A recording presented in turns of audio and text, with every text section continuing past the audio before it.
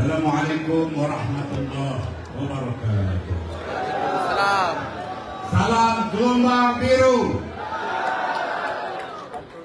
Bang. Alhamdulillah. Bang, tolong cakap handphone ni tolong bawa sikit bang. Ini Setinggi depan ni. kesyukuran Ini depan ni. Okey. Okey bang. Bawa sikit bang. Allah SWT atas keputusan dan mandat yang diberikan oleh rakyat Negeri Sembilan kepada Barisan Nasional dan Perikatan Nasional.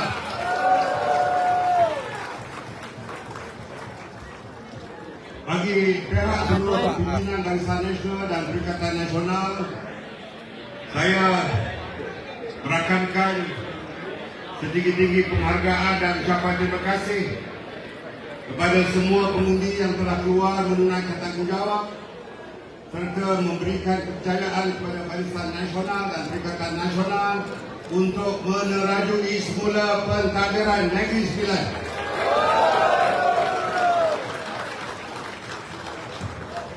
Justru persefahaman yang telah terjalin antara PN dan PN dalam Pilihan Raya Negeri Sembilan akan diterjemahkan melalui pembentukan sebuah kerajaan negeri yang stabil dan berpaksikan mandat rakyat.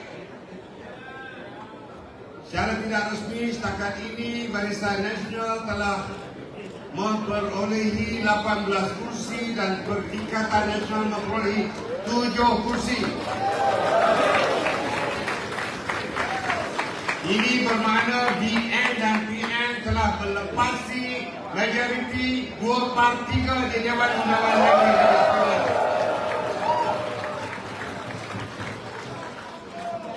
Kami akan mengadakan perbincangan susulan kedua-dua parti gabungan ini berkaitan dengan mengutamakan pembentukan kerajaan negeri yang baru atas perkenan sebuah Duli Yang Maha Mulia itu dan juga Undang yang 4.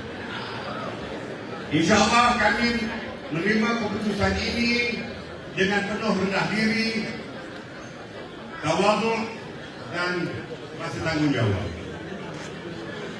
Kepercayaan rakyat bukanlah alasan untuk kita bermegah, angkuh, sombong dan rujuk.